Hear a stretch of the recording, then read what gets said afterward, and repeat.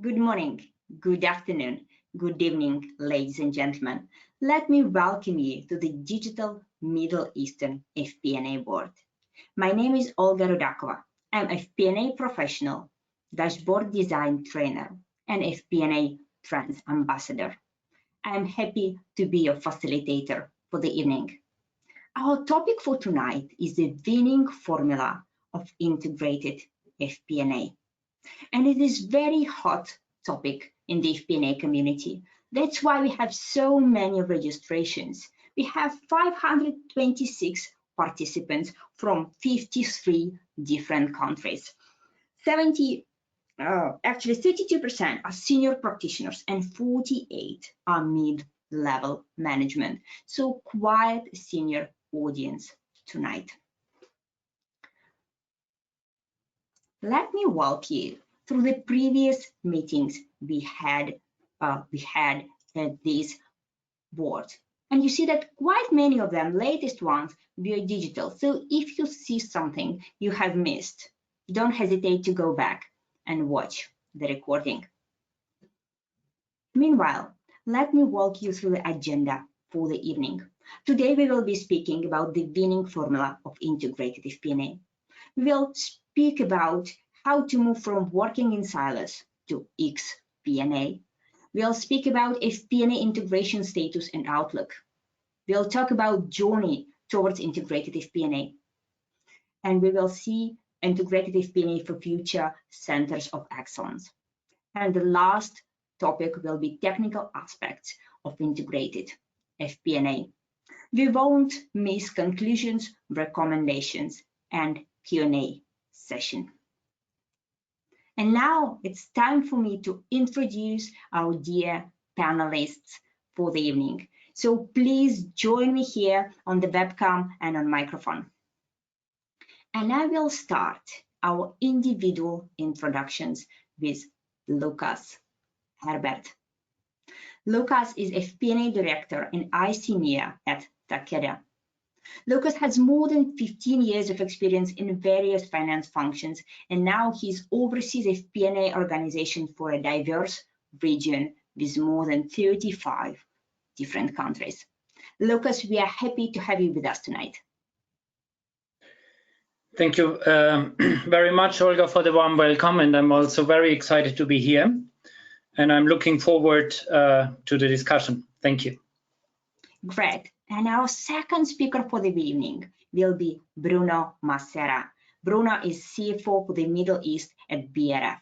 He has almost 20 years of work experience in finance, treasury, and other business functions. And now he's responsible for FP&A and treasury activities. He has created a new team called Integrated Finance, aiming to drive finance digital transformation. Bruno, I'm glad that you could have joined us. It's my pleasure, Olga, and look forward for the great questions coming from the audience. I'm looking for that as well. And let me introduce our third speaker for the evening, Durga Srinivas Perisetti. Durga is a director for FP&A and operations analytics at Juniper Networks. Durga has over 17 years of experience in FP&A and other business functions. Currently, he is responsible for managing overall FP&A across various functions and operational analytics. Durga, we are happy to have you with us. Thanks for the warm welcome, Olga. Looking forward to an engaging conversation.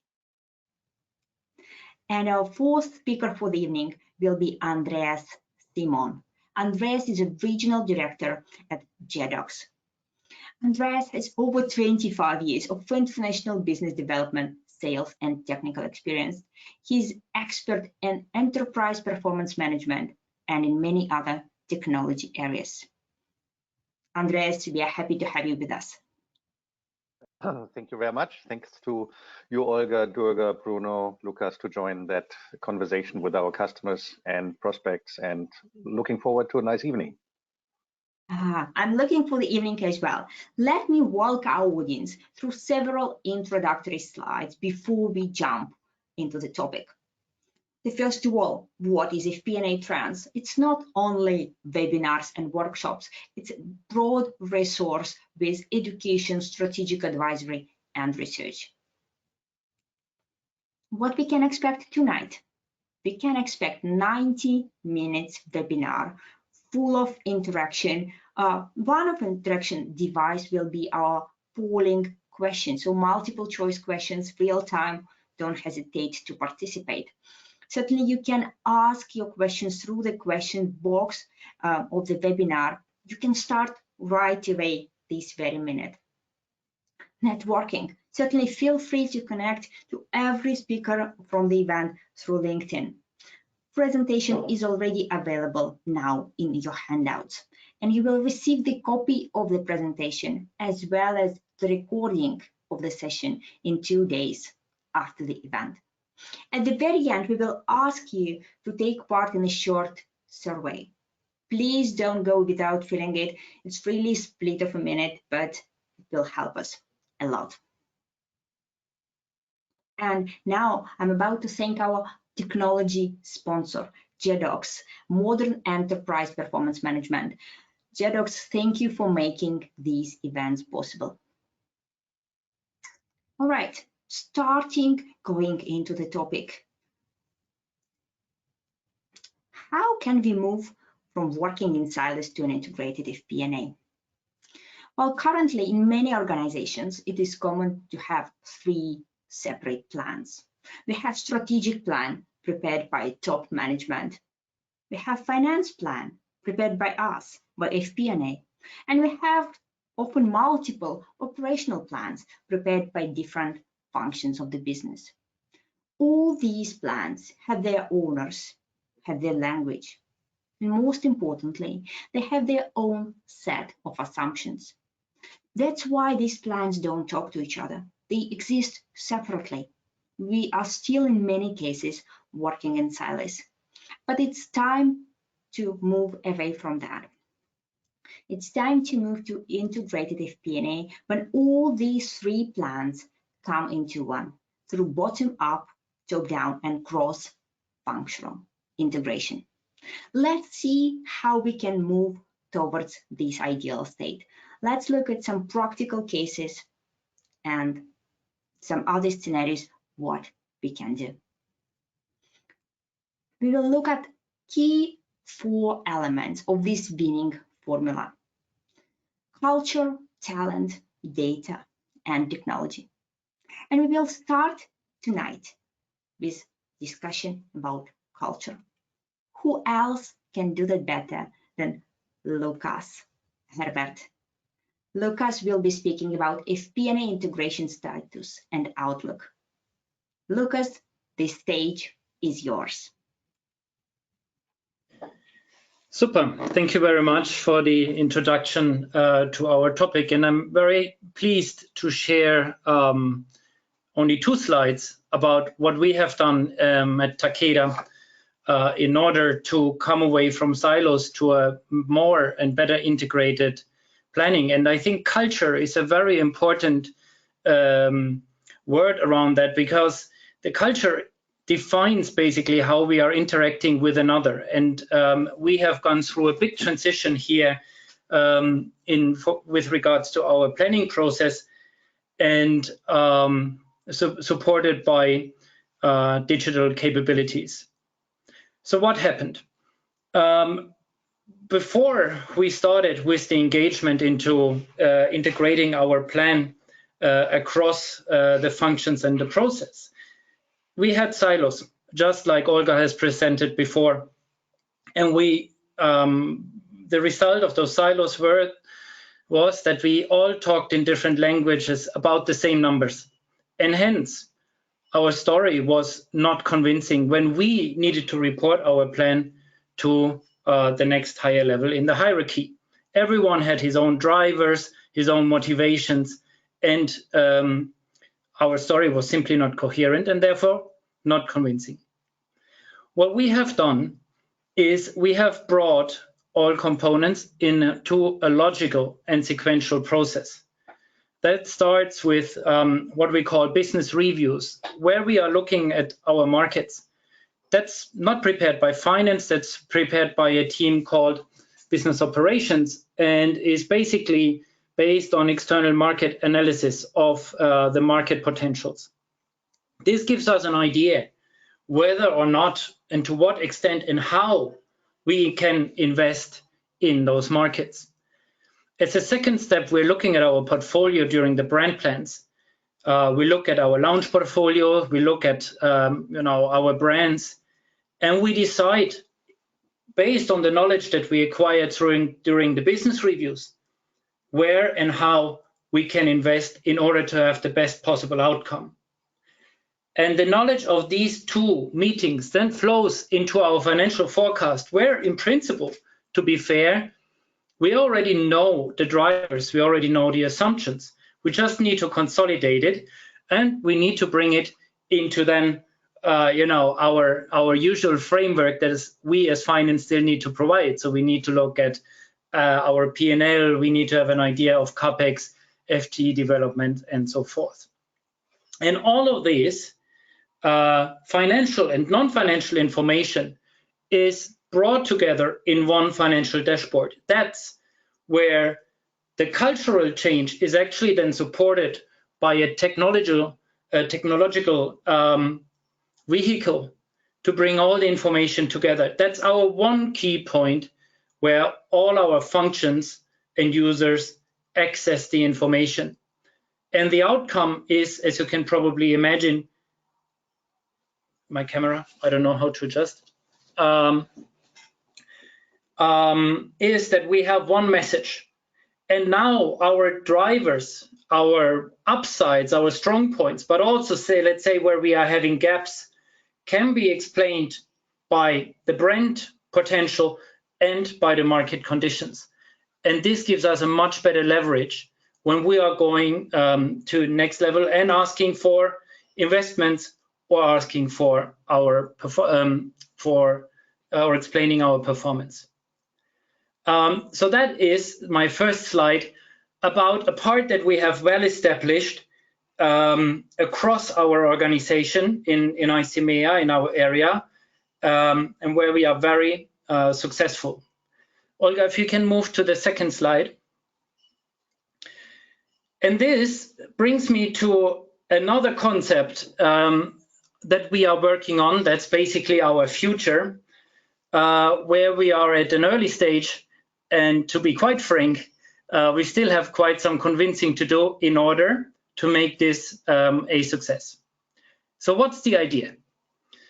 I would say in most of the cases, we have a finance system where we have our plans that can be fancy or not fancy with dashboards or whatever. But in principle, you load your data into there, and at some point in time, your plan is locked. And especially in volatile situations as we are having right now due to COVID, but also on top of that, because we are in an emerging market area where basically every day the political situation can change. So right now we are part of our region, just an example, is Ukraine and Kazakhstan.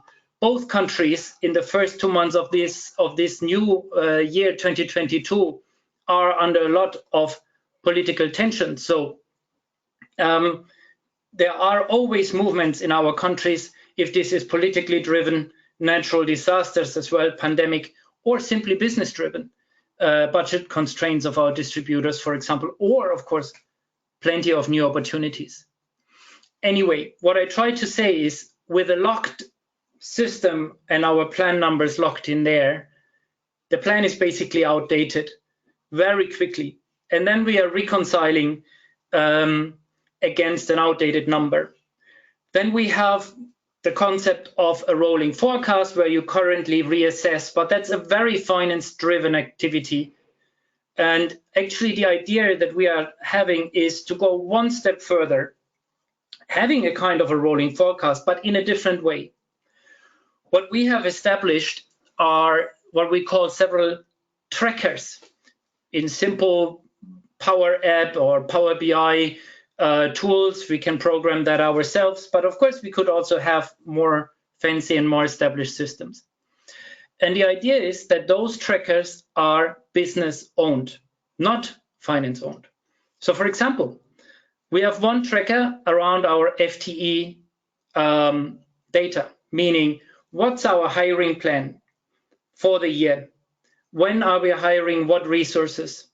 What level do those resources have?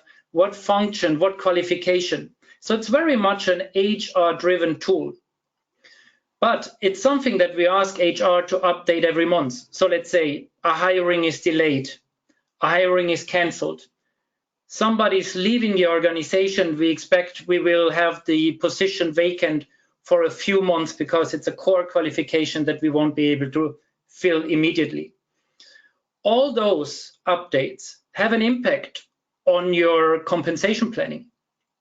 And the idea is through this monthly update that HR is doing for their own purpose, in the background, I can always calculate my FTE numbers and the financial impact. That means the next time I do a revision of my plan, I already have an updated status of our personnel expenses and the phasing throughout the year. Another example is an event tracker that we have set up where events are scheduled, and again, very much business driven. What is the brand we are promoting in that event? Is it digital versus face-to-face? How many people? What is, and then only one component is what is the budget and what is the date? And I guess you can, imagine the story is that every month we ask the countries to revisit a bit their events to say, okay, this has been canceled. We are delaying that one. Now we're moving this from face-to-face to virtual, so the budget may be impacted, the budget can be updated. What does it mean? It means that whenever I review my plan again, I can pull this information and I have an updated estimate of my spend for activity-related activities, right? And that is very helpful because for the user, it's not another finance tool where they need to key in the stuff. It gives them a business benefit, like a heat map. Where do we have how many events, how long, location, topic? We can use this to consolidate events into one. We can see how much travel will be required in order to combine all those events or bring people to those events and so on. So that's a bit the idea. Where we're saying we like to have these dynamic trackers that actually never close. And as a byproduct of those, there is a financial information that we can pull. And then whenever we have a next updated forecasting cycle, we can use this information and put them in. And then what is the effect? We don't have these huge work bumps before our plan and review of the, next review of the plan. But it should be more equalized throughout the year, which I think is in all our interest, unless you like to spend your nights in the office. But I think that's not really what we love to do, right? So that's a bit the idea. Create a business benefit and have the finance component as a byproduct, but use it. Here, as I said, still some convincing to do. Everything only works with good quality of data. So we are in the process of cleansing data, re-explaining the process. But I think if we manage to get over the hump and this is actually then working, we have a very nice product that I think everyone in the organization will benefit from. And I close as I opened.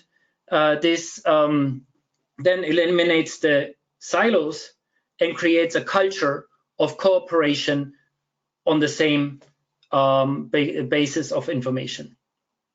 Thank you. Thank you so much, Lucas, for giving your presentation, giving your practical examples, and bringing in this concept of business-owned trackers, or we call them, in some other organizations, we call them business drivers. So that's something that can bring together business and finance and operations.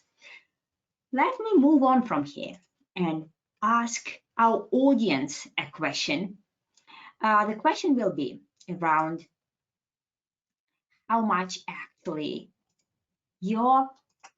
how far you are in the FP&A integration. And the question exactly sounds like, how would you describe the level of your FP&A integration? One option is planning processes are not integrated. Integrated between finance and operational level. Integrated between finance and strategy level. Fully integrated. Let's see how you would answer. How would you describe the level of your FP&A integration? Planning processes are not integrated. Integrated between finance and operations. Integrated between finance and strategy. Fully integrated. 50% have already voted. Give you 30 more seconds. How many people are voting? So how would you describe the level of your FP&A integration? Let me close this poll and let me share these results with you. We see that 35% of you see this integration between finance and operations. 27 say that planning processes are not integrated at all. 21 see that integration between finance and strategy. And only 17, but maybe it's not only, it's maybe 2. It's quite a high number. The full integration in their businesses. Lucas, can I ask you briefly to comment? Is it something that you expected, the polling results?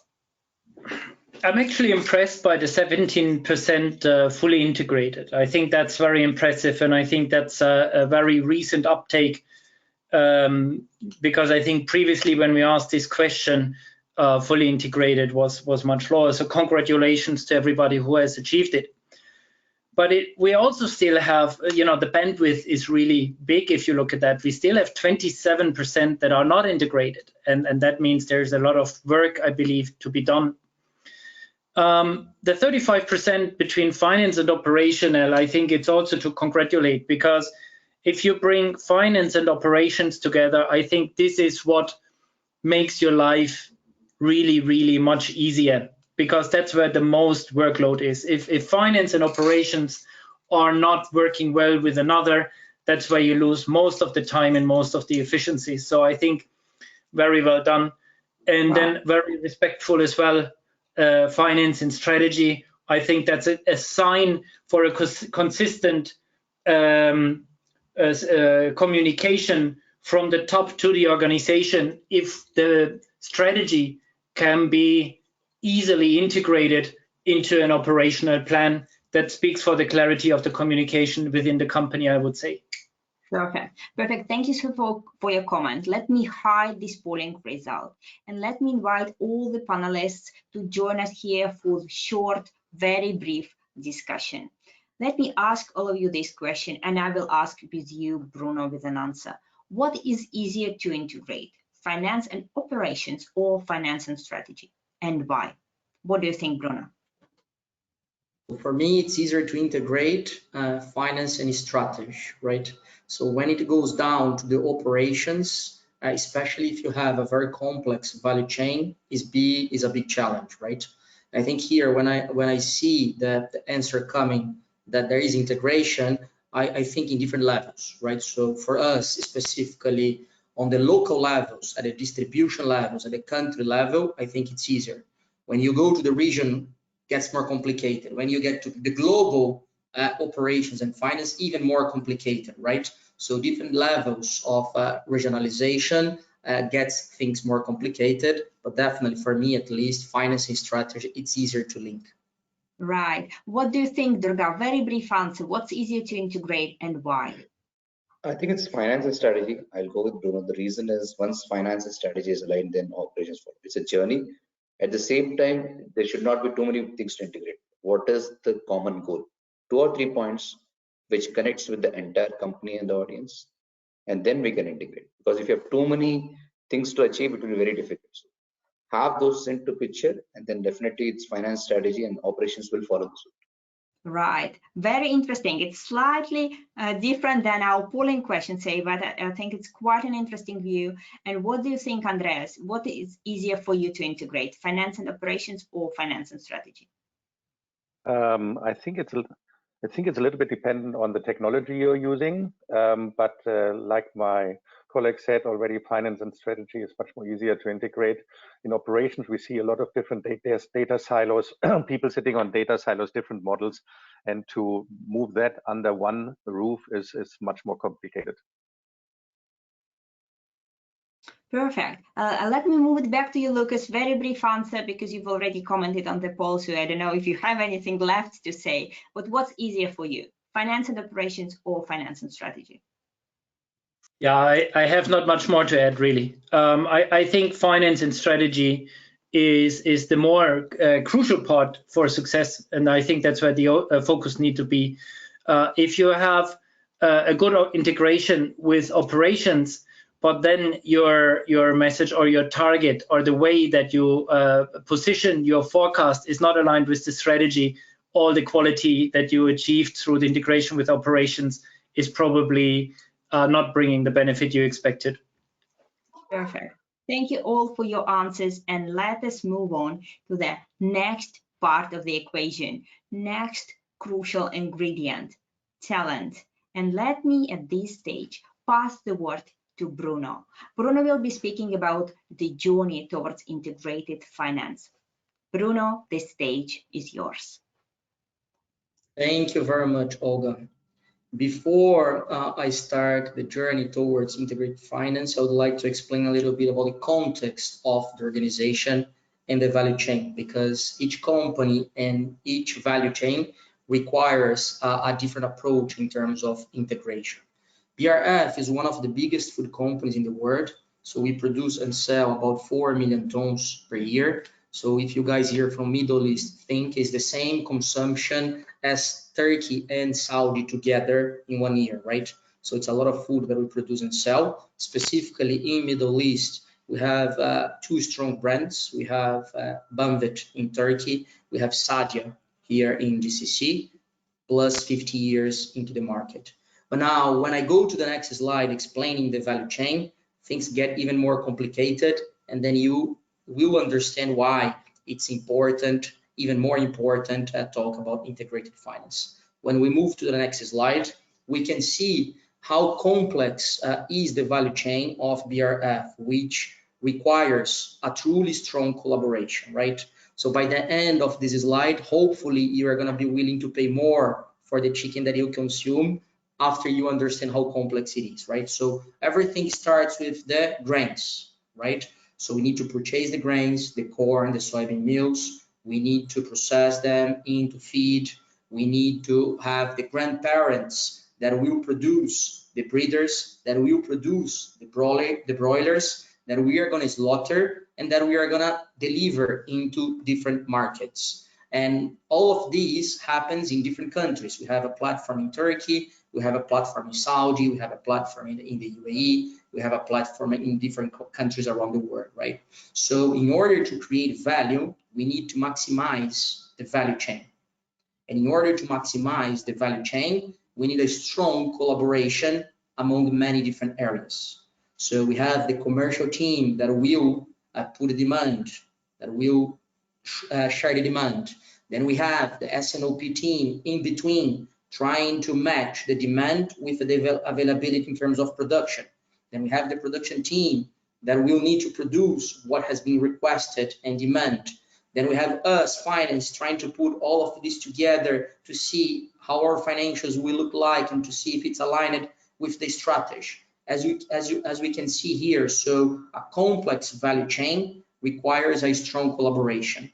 That's why you're going to see in my next slide a short journey how we have been performing since 2018 and 19, when we decided it was time for us to improve the way that we were collaborating internally.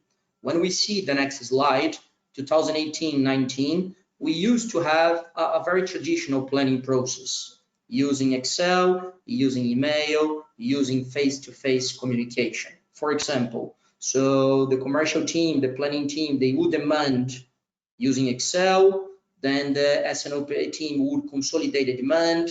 Then we'll discuss with the production team. Availability would be shared again by email. We put everyone together in one place around the world to discuss the next quarter.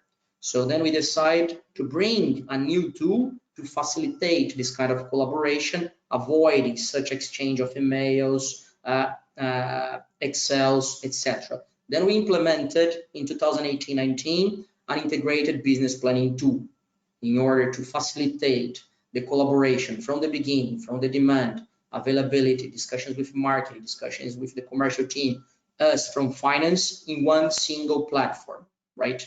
But also this platform can help us bringing automated inputs and alerts. Okay, prices are moving from one week to another week. So what we're gonna do about volumes are dropping. We don't have this availability. Stocks are increasing. So when we have a tool that will help us to manage the full value chain, again, a lot of value can be generated. But if you have a Ferrari, you need to learn how to drive the Ferrari. Otherwise, you'll not be able to maximize all the potential that tool can deliver to you. That's why specifically in Middle East, we started a journey in 2020 of business partnering. So we put in place a strong collaboration between the planning at a regional level and finance in order to maximize the value for the company. So also we are able to put in place a more frequent planning process. So instead of running only on a quarterly basis, we have weekly updates using the IBP tool, using other simulation tools that we prepared in-house. So first, start with the business partner mindset. Okay, how can I add value to the business? How can I collaborate with an S&OP, the commercial team? Then in 2021, we keep progressing the maturity of the IBP plus the business partner. Let's move not only from finance as a business partner mindset, but also to the non-finance people, right? So then we start going much more to the markets. We improve the way that we communicate the messages for the non-finance team. We explain to them, to the non-finance, what finance means when we are saying a few things. So this kind of close collaboration help us to leverage the tools that we have internally. And also we put in place a very strong agenda and focus on the data visualization journey, because as we know from finance, we love Excel, reporting, tables, etc. But it's very hard for our stakeholders to understand. So if we're able to put in a way that they will understand easier what we are trying to explain, and with a clear message, we can generate much more impact. But then I got a chance, end of 2021, to redesign the finance structure, not only for the Middle East, but for the full international markets, taking over as the CFO for the international markets. This allow me create a new area called integrated finance. And integrated finance is an evolution of FP&A, however, with the business partner mindset, also with a strong digital finance transformation agenda, right? Now, as Lucas mentioned before, we don't want only look to what's going on in the week, the month, the quarter, but how can we prepare and bring software, simulations, tools that will facilitate in terms of the forecast, right? Now we have the data, we can build the data visualization tools, we have the mindset of business partner, we need to move ahead, bringing more insights about the future. And this is the role of the integrated finance in 2022 as we keep progressing in our journey. And if we can see in the next slide, what are the main goals of integrated finance? First, less transactional work. So no one wants to spend time with such amount of transactional work. Technology is here, automation is here, so we need to bring more automation. First, we need to stop talking about the past and talk more about the future. What will happen? What the drivers will be and how this will change our forecast. So we need a much more agile tools in order to prepare the simulations and replanning. So we need to improve the forecast accuracy. Lucas was mentioning about the geopolitical situation in the region. So in our industry specifically, every day is a new day. We have news every day. We need to be very agile. We need to create tools that will facilitate this scenario planning. Then we need to keep advancing with the business partner mindset to support decision making, right? So we finance only look at the past, truly we don't add any value, right? We start adding value when we bring the insights for the future to make decisions that will add value to the business. And then this links with the next, that is the finance digital transformation, especially using data visualization and analytic tools in order to help us to be better business partner. And finally, this area is also responsible for the finance excellence and the people development. On the finance excellence front, so the idea is continuous improvement. How can we improve the process? How can we standardize? How can we share best practice across the international markets? And people development, and keep focus on the people agenda. How can we make our people, upscaling them, make them better every day from a business partner and from a technology perspective? So in a way, I'm very happy that we are discussing integrated finance. So integrated finance is the way forward, because only working together with other areas with a business partner mindset, leveraged by technology, we are going to be able to create true value for the organizations as finance function. Thank you very much, Olga. Thank you very much, Bruno, for such a nice presentation, and I'm very thankful to you for bringing in this concept of business partner mindset and about relevant skill set and developing people. This is truly one of key ingredients to this winning formula.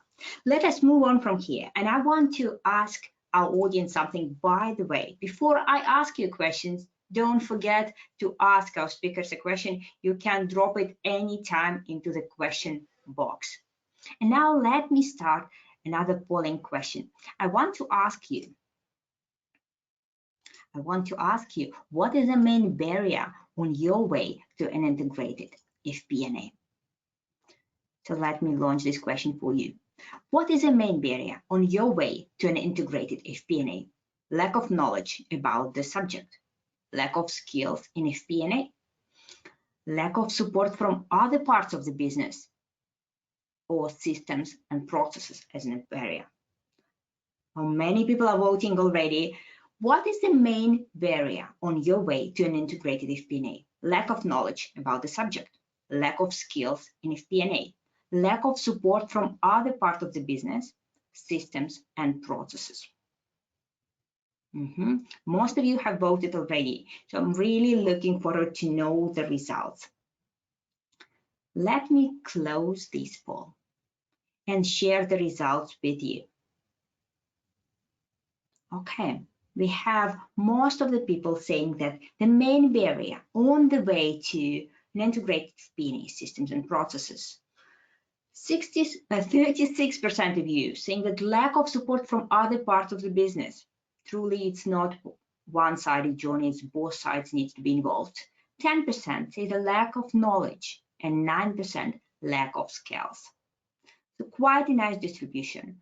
And let me move on from here and start a mini discussion between our speakers. So please, dear panelists, join me here on the webcam. And I will start this question with you, Durga. Is integrated FP&A for everyone, or companies should meet certain criteria before going onto this journey? What do you think? I think it should meet certain criteria. As Bruno has mentioned about it, for integrated FP&A, it's a journey. First, people should understand what is the purpose of FP&A. It is just not about throwing numbers and more numbers. It is about how we add value to the business organization, and that comes with first understanding the business. You have to take time out. I've seen a lot of people finance, in fact, in my own team 5 years back, saying that we are finance people, why should we learn business and operations? That mindset should change. Next comes system and process, as you mentioned about the poll question also. It wasn't surprising for me. A lot of people see system and process not our domain. FP&A is about we provide numbers and that's it, our work is done. Definitely not. The world of FP&A is changing and we need to embrace system and process. Yes, there has to be a push and a support from leadership, but if we make system and process our friends, as I would say, understand, make the first effort, what happens with an integrated strategy, then things will move in the right direction. Right. Maybe these steps preparation for the journey. Maybe they are part of the journey already. Let's see what Andres thinks. Is integrated FP&A for everyone, or we should meet certain criteria first? Personally, I think integrated FP&A is for everyone, of course. Otherwise, the topic would be useless here in our discussion. But like my colleagues already said, it's about the culture which you have to implement first and before you're joining or going on that journey. And it's a process. From my point of view, it's not having everything in once and doing a big bang implementation. It's a kind of think big, start small, but deliver quickly and go through the different stages, which is the process and not the focus on the process, not on the target at the end. Right. Lucas, what do you think? Is it for everyone or not? Yeah, I'm in line with what was said by Durga and Andreas. Clearly, the system comes last, right? You need to understand what the system should do. That means you need to understand your business, and then you can develop your system accordingly. I think I still would like to comment quickly on the system feedback that we received here, and I think the problem in this is that finance has still not really made up its mind how to deal with systems. I think in the past, the expectation was IT is going to build my system, and I'm there. I don't need to worry about the system and technology and so on. And I think these times, to be honest, have passed, because of course there are very sophisticated systems that are in the market, and I think if you're a global company, you need to have those. But there's also a lot of things that you can do. Finance itself, if we talk about Power Apps, Power BI, this is not for a global company, but it can provide incredible benefit to smaller organizations, like a part of your finance business. And this is something you can develop yourself. But you need to build up that skill set within FP&A and lose this fear of the systems being an IT domain. No, we need to understand the business as FP&A professionals as much as we need to have affinity to systems to understand them. Right, thank you. And last word to you, Bruno. What do you think? Is it for everyone or not? First of all, I love this question. I think we could spend 1 hour only discussing about this, right? So for me, first, let's start conceptually. What is integration? True integration for me is a mindset. You can have the best tools in the world. You can have the best support from the leadership. But if we don't know how to collaborate, how to integrate, we're going to fail. So it's very easy to blame systems, process, lack of support for things that we are not able to do. So I always like to say that to change the world, start with yourself, right? So in order for us to integrate finance with or into other areas, we need to learn how to collaborate with them. We need to learn what they need. We need to learn how can we add value. We need to learn how can we translate the data using the finance lens into actions, right? And then the systems and process, they will enable us to do that in an easier way, right? But it's very interesting. Again, for me, integration is a mindset, and everything starts with us. Right. I really like the way how we covered all the aspects from mindset, skill set, technology, partnership in many presentations, and this question in particular. Let's move on though, because we are about to hear about next chapter about FP&A integration around data, and not only data, many other aspects. We will hear Durga speaking about FP&A for future centers of excellence. Durga, the stage is yours. Thanks so much for the warm welcome, and thanks for all the panelists. I'll start with the Juniper. Juniper is a $4.7 billion company. It's a networking company, been in existence for 26 years into operation. Our vision is engineering simplicity. So we have clients across the world. Some of them are leading service providers, enterprise, as well as cloud customers. In a nutshell, we want to make life simple in a complex environment. So that is there. In the next slide, I will say our earlier panelists mentioned about integrated FP&A. How we have made it happen in Juniper architecture. If you could see, it is a combination. For an integrated FP&A to work and service offering, you should have both breadth and depth. We start with the core FP&A, which is where it drives the entire vehicle, if I would say, about doing the planning, forecasting, other activities. The management reporting. These days, it's just not about reporting in one stack. We need to, based upon the business needs, we need to change ourselves. I'll give you an example in Juniper. 3 years back, we used to report by technology variant, which is routing, switching, security. As the customers have demanded about different structure, we had to move to something called business cases, which is about cloud, it is about security, connected security, and other elements. To do all these things in FP&A, I touch upon the data stewardship, extremely critical. I would say it is the foundational element of a building. If you don't get your foundation right, the entire building collapses. So if you want to make any reporting transformation, if you want to do insights, if you want to do automation, data is a foundation. This is where, as Bruno has mentioned in the earlier also, FP&A team, especially the finance folks, have to make data their friend, have to get down to the details, understanding, hey, what's happening in data? Is my data future ready for insights and analytics? A lot of people, what they do, just give a data structure. After they did, okay, this is the technology problem. No, it's not a technology problem. It's a combination. You provide the vision, any tool can implement it. Next comes the sales comm support. This is quite interesting, which we try to implement in Juniper. We always believe there are only two functions in any company. Function which sells and all other functions which enable them to sell. So let's say, example, a sales guy wants to sell, but he's always worried, will I be paid next? Will I be paid in the right fashion? What will commissions? Then his mind will be not in the same place. So this entire function, sales comm support, ensures that everybody is paid on time, all analytics are there, to give them a sense of assurance that we have your back covered and you just deliver. The last aspect is Kpi Dashboards, which my earlier panelists have also mentioned. It's extremely critical. The world of FP&A is changing towards a transformational journey. A part earlier used to be analysis. I would say it is moving slowly but surely to analytics. To do that journey, we have large tons and tons of data. But what to make meaningful sense of the data? That's where the Kpi dashboards, the visualization, analytics come into picture. And with this, all these functions, it has a breadth and depth across the board. What did we achieve? I'll show you the fantastic journey which GBS FP&A and Juniper has achieved. If you go to the next slide.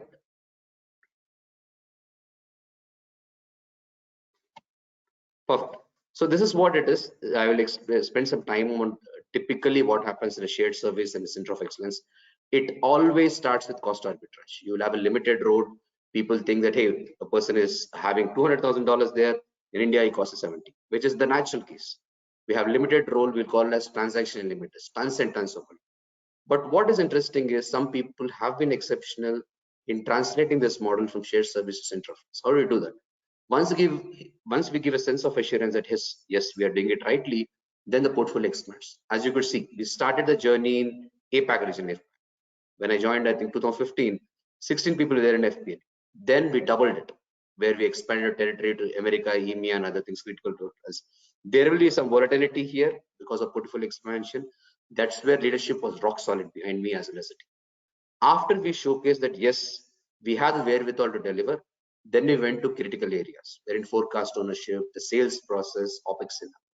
So there was some stabilization period from 2017 to 18.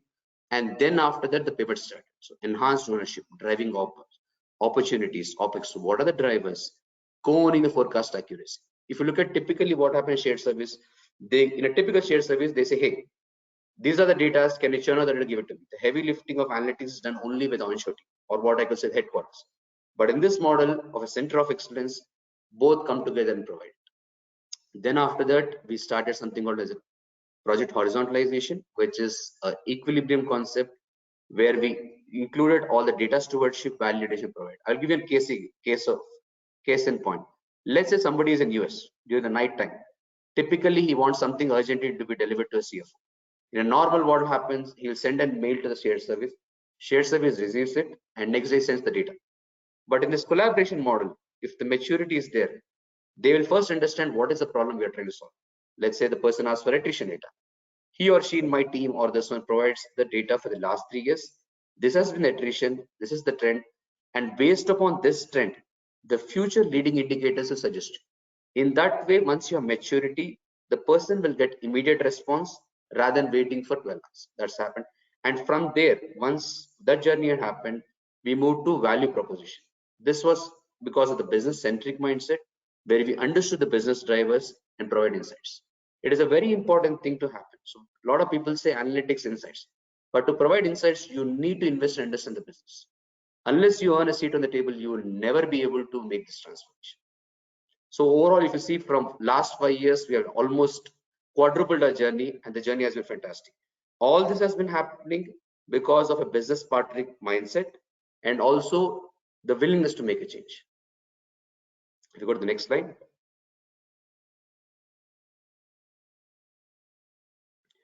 So what are the recipes for success, right? The quadruple journey over 6 years, what is it? We need to have an enabling culture. As Lucas has mentioned, if the culture, in our culture, is very transparent, we celebrate each other's success, at the same time, learn from our mistakes. There is a famous quote where it's saying, we should celebrate our failures, but improve upon what went wrong. So that's what we do at our company. Also build an ecosystem related processes and activities. It is very important to understand how you have an understanding of the upstream and downstream process. This is where I could relate to the poll question earlier, where 45% is across systems. But it is also about a finance book understanding. Let's say you give a requirement. How will it impact the operation person? How will it impact the marketing person? Once you have the downstream, upstream understanding, then you'll do better. Second thing is move up the valuation, volume to value. It's just not about churning 1,000 reports. You can have one report, one dashboard, but if it provides insight, then everything will be sorted. Also, make your business partner look good. I'll give you a practical example. This year, when we did a planning for our chief revenue officer, chief sales, typically we don't give one number, we give options, right? Say, let's say this is the scenario. If he comes up saying that I need to invest in certain areas, perfectly fine. You can invest, but these are the opportunities where you have to divest to meet your target. In that way, you're enabling your business partner to solve and reach their financial goal. This mindset is extremely important because general perception, I see it in other companies where they're maturing, finance is being viewed as a business stumbler. Stumbler as in it's just a roadblock. Okay, this guys will ask more questions, but it will waste my time. We have to move away from it. The moment we move from a stumbling block to a business enabler, and that's the perception which the business feels, then we have won the battle. And all this journey, we need to have executive support. If you don't have executive support, it is very difficult. Also, change management. This is definitely change management. As Bruno has mentioned, as an integrated FP&A thought, we should have a willingness to change. If we don't have willingness to change, we'll continue doing that way. Then somebody else will do the job for us. So that is there. Next is invest in people, process, and technology. I can emphasize whenever I hire people, and it was difficult, right? When I sold a vision to them that it's not shared service, it's centralized, so people will say, okay, this is not possible. But I specifically take time out in asking on 3 characteristics. One is knowledge. How much is the business knowledge? And how much is the customer centricity? What are the things which you have done to make your customer look good? What are your future plans during the interview stage? If all 3 things are satisfied, then they are right. Because we need people. People are extremely important, but we need to also have the right talent. And in future, what the way forward is self-service. After the analytics, it is not about churning 1,000 dashboards and figuring it, okay, you click on a dashboard. It's self-service, right? People log into this one instead of asking reports from FP&A. There's a dashboard, help yourself based on your login. So that is the move forward and deliver results. So in all these things, as I summarize, we need to ensure we have a strong culture. We need to also have a change mindset, a business partner oriented thought process, and to make technology systems your friend. Thank you. Thank you, Durga, for bringing in all these aspects and all these differences between shared service center and truly center of excellence. And it's time for us to move on. And I want to ask our audience a question. Let me ask you this time a different question. So how long does it take you to update your financial plans? If something unexpected happens, how long does it take you to update your financial plan? Our financial plan is not driver based. That could be an option. Or it will have to wait till the next planning cycle. From several days to several weeks, I can change my plans instantly. Let's see what's happening in most of the organizations. Financial plan is not driver-based, or update will have to wait till the next planning cycle, or update will take from several days to several weeks, or we can change our plans instantly. I'm very curious to see the results. Most of you have voted already, so let me close this poll and let me share these results with you. We see that most of you have answered, 44% of you have answered that it takes from several days to several weeks. 36% has answered that it will have to wait until the next planning cycle. 17% answered that you can change your plans instantly, congratulations. And 3% answered our financial plan is not driver-based. These 3% is quite positive result. I'm really happy that only 3% of us don't have driver-based plans. Now I will hide these polling results and I will move on to our short discussion. So please, my dear panelists, join me here again. And I would like to ask you, Andreas, first, how do we ensure quick changes to our plans when needed? How do we do that? Good question. We have, well, what we are doing with all our customers is to ensure that we are finding the right drivers, which makes it much more easier and quicker to change plans if it's necessary and to create more different scenarios. Everything else will be very complicated. Right, thank you. And I will move on to you, Lucas. What do you think? How do we ensure quick changes to our plans? I think the drivers, clearly what Andreas already mentioned, I think that is the first thing you think about. More operationally, I would maybe also take into consideration that you need to get the buy-in from whoever receives the update, that maybe in your changes you just focused on the biggest drivers and you did not a full bottom-up reset of your plan. This is from my experience where companies sometimes struggle. The wording is always, let's keep it easy. We just want to have a quick update of where we stand. But then you deliver easy and then they, but I cannot drill down. And why is your brand investment as such and blah, blah, blah. So then suddenly the detail is again necessary. So I think operationally, that is probably the biggest challenge. After knowing your business, I think that that's clear. There's no argument around it. System should allow it. That's something most technology can do today. But also, I think to manage the expectations, that can be a challenge. Right, a very interesting answer. And let me ask you, Bruno, what do you think? How we can ensure that we can change our plans quickly? So I think here, for me, the most important thing, if we're able to build trust within the organization, right? So in a world where volatility is very high, where everything is changing daily, empowering the local teams that are on the ground to make quick decisions are key. And in order to do that, we need to trust them. And in order to trust them, we need to be fully integrated in order to give some freedom for them to take a few decisions when needed.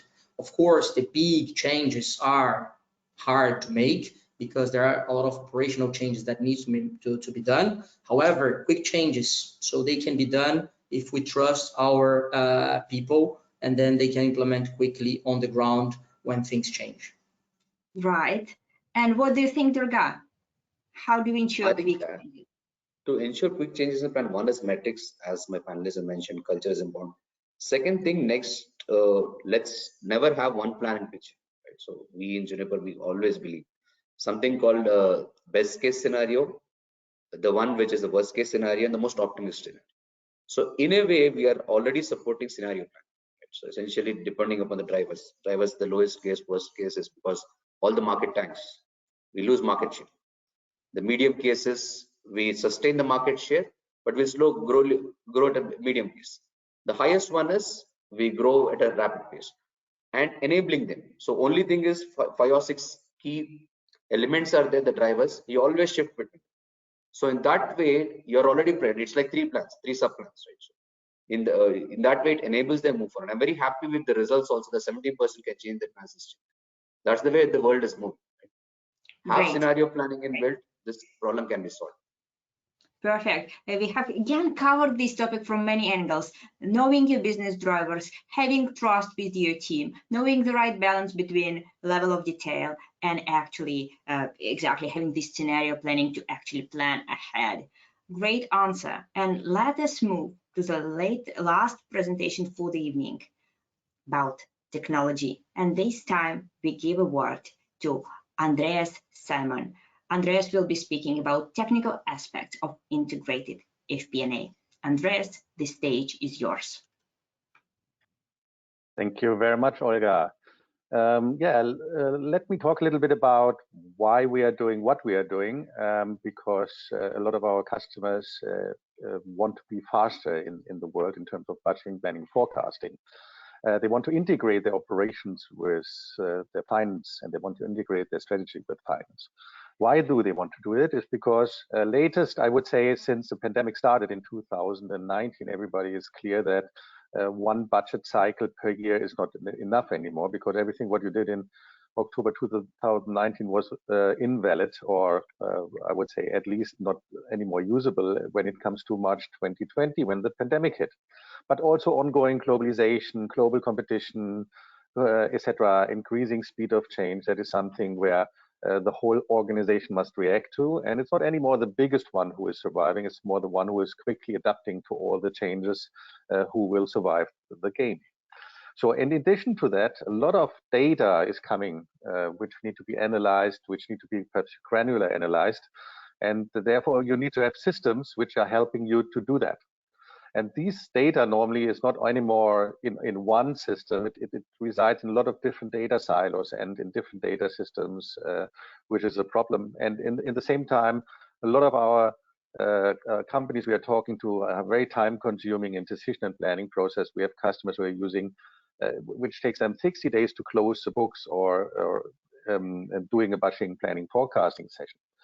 So everything is about manual, Excel-based, very error-prone. So the challenge is that you want to be faster, but you don't have the perhaps the culture, but also the systems are missing to do that. When we go to the next slide, we are looking for we are working on a maturity model with our customers. And regardless what kind of maturity model you are taking, it's about think big, start small, and scale quickly. It's the maturity model, which is a more easier one, which we are using, is that you first start to automate everything, then you talk a little bit about collaboration, and then you might have a transform planning to create more value in using modern tools like AI and machine learning. But coming back to the automation of planning, forecasting, and reporting, and when we are looking into that automation maturity level, on the next slide, we see that a big issue is still the use of Excel as a foundation of the budgeting and planning process. So the problem is that, when I started in that area, more than 90% of the company were using Jedox as a foundation of the planning process, but now it's still more than 80%. And a lot of people are answering that 88% of business using 100 customized spreadsheets and more, and their organization are using thousands of spreadsheets to come to a result. So when we look at the next slide, how this is then leading to a very manual process, then you see that without an integrated enterprise performance management, you load initial data into an Excel sheet to distribute Excel sheets via email. And that is what we already has heard from Bruno, that when they started, they have using Excel, there are a lot of emails going back and forth, communication face-to-face, which is slowing down the process. The data entry is happening, then you need to collect the data. You cannot monitor the progress because a workflow system is missing, etc. So very manual. With an integrated enterprise performance management, that normally is taking away all these manual processes, because it creates you create a planning model in it. You send out email and notification, which goes out automatically at the beginning of budgeting, planning, or forecasting cycle, and then you enter your data, and everything happens automatically. You have a workflow system included, which is looking at who has already started the budgeting planning process, etc. You can do approve, reject, etc. So this is very, very important part of an automation. When we look at the next slide, not only the automation in terms of workflow and supporting the business process at the end is important, but we also heard from Lucas that good quality of data is important, and we also want to integrate finance and operations. An integration layer in our enterprise performance management products is key, because you want to integrate data from all different kind of data sources. You want to have the data available, which you want to integrate not only for the finance system but also operational. So an integration layer is, from a technology perspective, very, very important to build everything on top of it in terms of the business process and business applications. The last thing I want to talk about when we are going into this kind of automation is, when you look at the next slide, is that you need to have a flexible and agile system to build everything what you want to have. So there you should have many, many different ways to come to a solution.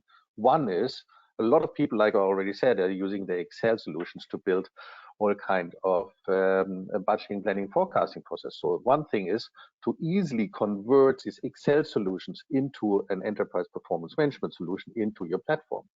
At the same time, it would be nice if there are pre-built models available, which you can start download, can configure to your needs, can tweak to your requirements, and you can use them. And at the same time, it's also important that you have a custom modeling and no-code situation into your enterprise performance management solution, which helps you to fill the gaps which you cannot support via existing Excel solution, converting them and using the pre-built models.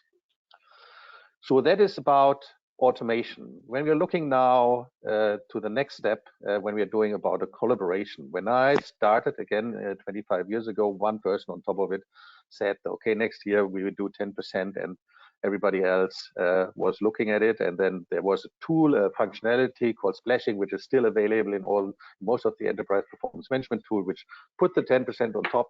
And in terms of the seasonality from last year, it splashed down to the lowest level. Then we had these FP&A teams where top-down, bottom-up approaches are happening. So workflow came into play, really nice workflow capabilities of the enterprise performance management platforms to do approval, reject workflows, etc. to support that. Since 2 or 3 years now, we have that Gartner, and we all talk about that integrated financial planning, extended planning and analytics. Since 2 or 3 years, Gartner is coming around with this integrated enterprise performance management, which helps people to integrate finance and operations, because you're not only talking about the data of the finance, you're also looking at the whole value chain and want to identify the drivers in your operation as well, and want to integrate it into an integrated financial planning. So when we look at the next slide, that is exactly what is happening at the moment. We are having a lot of customers who have focused on financial planning and strategic planning in the past, but now going more into operational planning, reporting, analytics, performance optimization on one platform. Means a lot of people are still used Excel for their HR planning, procurement planning, IT planning, marketing, etc. But they are now moving into a platform where they can have different models for different use cases, but all these models are working together and data are flowing from the left to the right side and are integrated together. That means it supports that management wheel, which is spinning even faster, as with the situation that you can integrate all these kind of departments and operations. On the next slide, we see how important that is, because let's say the wisdom of the crowds, it's the importance of involving many stakeholders. And we heard already from Bruno that integrating finance and non-finance people is very crucial to get better results on the matching, planning, forecasting. And we see that also here that there are 30% more better results.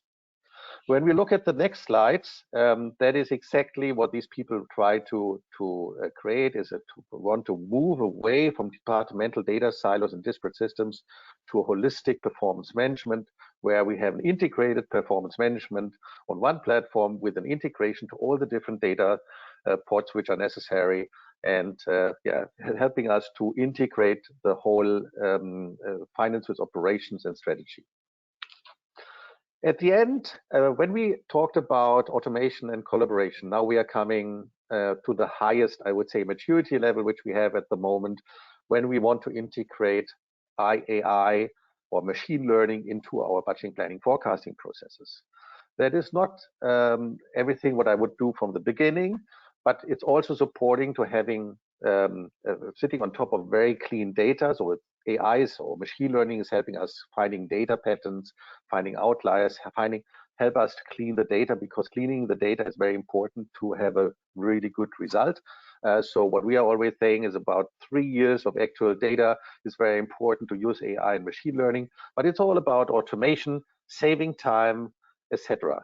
So what one of our customers now doing with our AI system is that they want to go away from this using a lot of time in trying to create 100% accuracy forecast, moving more into a driver-based automated forecast, which gives them perhaps not 100%, but they're forecasting on the main drivers, perhaps giving them a 90 or 95%, but they are now so fast that they can do that kind of forecast in between 1 day or 2 days, and that is helping them a higher productivity, giving them new insight and reduce the time spent, and a lot of reduced time for the people.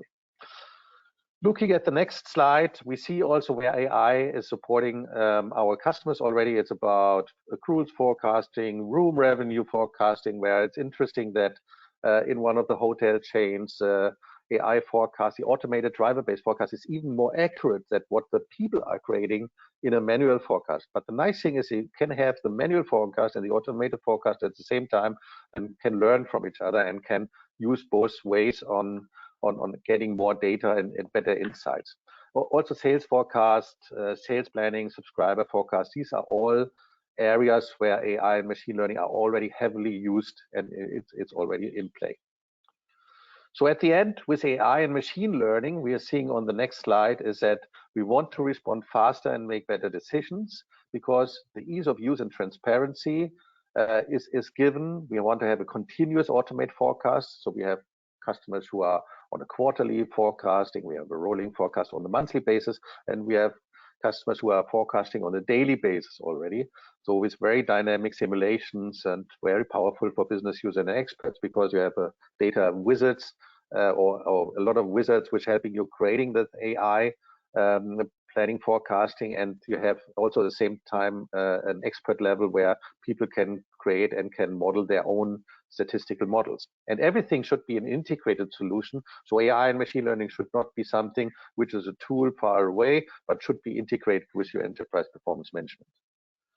As a summary, I must say on the last slide is to unlock the value of integrated planning and analytics for your entire business is about going through the different maturity level. Try not to focus on everything at the same time. Do your automation, then do your collaboration, do your augmentation to increase agility and free up valuable time for your people and speed up the time to value to make better decisions. And at the end, it creates exactly that self-service what Durga has talked about. Thank you very much. Thank you very much, Andres, for bringing in all these aspects, how technology can help us. And it's time for me to ask our audience the last question for tonight. And the last polling question will relate to enterprise performance management system. So let me launch this poll and let me ask you, are you planning to introduce an enterprise performance management system for integrated planning? I already have one. That could be an option. Yes, planning to introduce this year. Thinking about it, not planning anything. Are you planning to introduce enterprise performance management system for integrated planning? I already have one. Yes, planning to introduce this year. Thinking about it, not planning anything. Let me close this poll and see how you have voted. I see quite reasonably even distribution. 36%, most of you say I already have one. Great answer. 33 are thinking about it. 16 planning to introduce this year, and only 16 are not planning anything. Quite positive answers. And let me invite all our panelists for very brief discussion. So please join me here on with your cameras, with your microphones, and I will ask Lucas first. What do you think, Lucas? What should go first? Cultural change or new technology adoption? Very brief answer. Culture needs to go first. The system always needs to follow because the system needs to reflect the culture the business is operating. And then, as Andreas has described, the system can then enhance and support further development, but it must reflect, I believe, the culture of the company. Fair enough. Fair enough. Bruno, what do you think? What should go first, culture or technology? So for me, every journey starts with the first step. Just start, right? So if you start with the technology as we did, so people will complain that collaboration is not there, and then you need to bring the business partner mindset, the cultural aspect, etc. You start with the cultural aspect, with the business partner mindset, people will complain that they don't have the tools and technology to deliver that, right? So as an economist, I would say it depends, but just start. If you choose one path, you need to go one way. If you choose another path, you need to go other way, just start. Good point. Good point. Durga, what do you think? Culture or technology first? I think it's culture and then technology, because technology is a medium. So people, I mean, it's divided. The opinion is divided, as Bruno mentioned. Let's make a start. But if the culture doesn't enable that, somebody was why do you want to make additional work? It puts burden on us. Already we are start for much needed time. So culture first, embrace change, communication, and technology will follow. Right. Okay, that's your view. And let's see what Andreas has to say. What should go first, culture or technology? As a part of a technology company, my heart is, of course, always beating for technology. But I must agree that culture is an important, very, very important factor, and it helps us delivering the projects we are doing if the mindset is the right one. Exactly, exactly. So without culture, we cannot actually bring in technology. Thank you all for all your answers. And I would like to move on. And for the sake of time, since we have many, many questions in the question box, let me jump right away to questions. And I will start here. I will start with you, Lucas. The first question addressed directly to you. How do you build the culture for developing integrated FP&A? Sorry, it was cutting. Can you repeat? How what? How do you build the culture for developing integrated FP&A? How exactly you build this culture? A lot is around conversation, and I always also agree. I think Bruno has made very good reflections and thought. It is the first step, and you need to start the movement. At the end of the day, I think it is the success or the failure that will, then give you a push. For example, we had an experience. Takeda went through a very big acquisition. Our first forecast afterwards was not so successful because we had different cultures still in the company, and everyone had his way of thinking about the numbers. And only 2 or 3 months later, we were really in a completely different world because the feedback on the first forecast was not so good. And it was very clear for everyone in the company that we needed to do something. And from there, we developed a kind of a momentum where we see the benefit. It's getting better and better the closer we are working together. And then technology helps, the conversation helps, the listening, you need to listen, you need to provide the support. And then from there, I think the train is not stoppable anymore. Right. So trial and error, seeing good results, and eventually moving further and further. Really nice answer. I like it a lot. And my next question will be to you, Bruno. Bruno, how do you transfer finance team to a business partner mindset team? How you manage to do that? So very good question. I think it's linked with the culture, but I would say the first thing here, you need to lead by example, right? So people will mirror what they see. So needs to start with your leadership team, needs to start with myself being a business good partner, then people can see what needs to be done.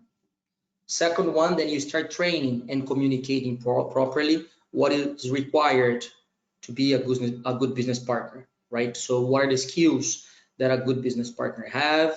So what needs to be done? How do you connect with stakeholders? I would say this is the second.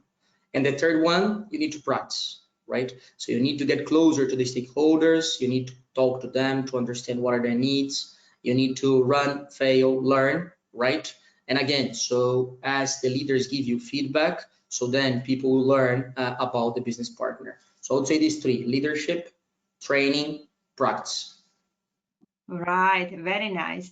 And run, trail, learn. That's a nice formula. And you see that answers to questions why. It's actually a lot involve lots of starting, lots of practicing, not ready-made answer, but really getting there and trying. Thank you both of you for these nice answers. And my next question goes to Durga. So Durga, question to you. To which extent your center of excellence is involved in business decision making? Fully integrated business decision. That's a very good question. Thanks for this one. So that's the essence of center of excellence. So if any investment needs to be made or divestment, we are fully involved. So any decision has to be done in any scenario, or let's say, for example, the plan has gone awry, or in the middle, we want to change some assumptions. We will recommend it, and that changes will be implemented. So we're fully integrated on that perspective. No, that's a state that many companies can envy, fully integrated. Great answer, Durga. I couldn't expect any less than that. And my next question goes to Andres. What is the biggest challenge to create this new area looking for technologies and processes? So what's the biggest challenge to create this new area in business, as I understand this question, to create, to look for technologies and processes? Let's see, at the end, you need to know what is very important for you in the company and in your business, and what fits for your business. Not every platform, every tool is made for every company. So I think very important to look at your culture, your processes, what you would like to achieve, and what is the process and when you want to do it. So, and then decide for the tools which are available in the market. I think there are a lot of very good tools available. It's very important that you know exactly what you need before, and that it should come out of your own company, and define the process important. Right. Okay, and I have quite a broad question to all of you. It relates to overall skill set. We've mentioned a lot. We spoke about culture, we spoke about mindset, we spoke about processes and technology, but I want to elaborate a bit on a skill set. Which skills do you consider most crucial for an FP&A team to manage this transition to integrated FP&A? So, and I will start with you, Lucas. Which FP&A skills are most crucial? I'm always first. You don't give me time to think. But I would say it is, I think, a lot of what Bruno has mentioned. And I mean, overall, it's a give and take. As finance, we are a support function. So we need to provide a package to our business partners. We need to add value. That starts with giving them visibility on their spend, on their budget, to further advising how they can maybe leverage a better cost structure and so on. So we need to offer something to the business. We cannot always just request numbers. And we need to have the agility and the dynamics and the willingness to be open to learn about the business. You cannot always just cut cost and at the same time understand, request more top line. You need to understand where actually are we spending maybe too much and it's okay to cut, right? And what is absolutely untouchable. And you can only get this feeling if you listen to your colleagues in the business. If you make the effort to, like I suggested our flow, right, with if you sit in a business review and you understand the market dynamics and the brand plan and you understand the brand portfolio, then you can challenge. Then you can say, why are we launching this brand here? The market will not grow. The contribution margin is very bad. We should not launch. But at the same time, this product will be a hit based on all we've heard in the other sessions. And then you are a credible partner, right? And advisor to the business. Right, very nice answer and very vivid example. Thank you for that, Lucas. It certainly pays off asking you first, you come up with such an interesting examples. And let me move on to you, Bruno. What do you think, which skill is most crucial for FP&A team to manage this transition? Again, very good question, right? So I think here I have a son. He's 3 years and a half, almost 4 years, right? And now he's watching many different superheroes cartoons, right? When you think about the superheroes, always the team have different superpowers, right? When I think about a team, it's the same. So in order to build an FP&A team, you need to have different profiles because it's very hard to find in one person all that you need. So then you need to have the analytical guys, very strong, data-driven, able to extract data and insights from the data that you have. Then you have your technical guys, very strong financial, accounting, management accounting, etc. And then the third one, you have your social skilled guys that will be able to connect, that will be able to communicate, to tell the stories, to engage your stakeholders. When you have the combination of these three, then you have your super FP&A team. Right, that's very nice answer. Really team angle. Thank you for that, Bruno. And let me move on to you, Durga. What's the crucial FP&A skills we need? I think it's not one single skill, as Bruno mentioned, it's a combination. But if I have to single it out, it is about communication and the ability to storytell. A lot of finance folks do excellent modeling. They are genius, they can be Einsteins, but they lack in the art of storytelling. You might have the best of the model, but if you are not able to articulate, if the other person is not able to receive your ideas, you'll go nowhere. So communication, business storytelling, and analytics. Great, great list of skills, Durga. And let me move on to you, Andres, finally. What's the key skill FP&A needs to manage this transition? Exactly the skill which Bruno, Durga, and Lucas had already talked about. I have nothing to add to that. It's about a team effort. It's about different skill sets you are playing together. You cannot win alone. It's about start collaborating. Great answer. Great session overall. I think we've covered all the ingredients for the successful formula of integrated FP&A. Let me thank you, my dear panelists, for being here tonight. Let me invite all of our audience to take part in our survey in 2022. So when you receive this handout, be sure to click the link and take part in it. Let me invite you to the upcoming webinars, FP&A Trends webinar, FP&A in Action, so really something to connect it to today's topic, and another one, the future of business modeling, moving from Excel to an integrated FP&A. And at this note, I really want to thank our sponsor for tonight, JDocs and Modern Enterprise Performance Management, for making this event possible for us. And please don't hesitate to join us in any way that suits you most. FP&A Trends global community is open to you, so choose whatever works for you. Thank you, everyone, for being here tonight. Have a good rest of the day. Bye-bye. Thanks, everybody. Thanks for the opportunity. Thank you very much. Thanks, Bruno, Durga, Lucas. Thanks, Olga. Bye-bye. Thank you very much.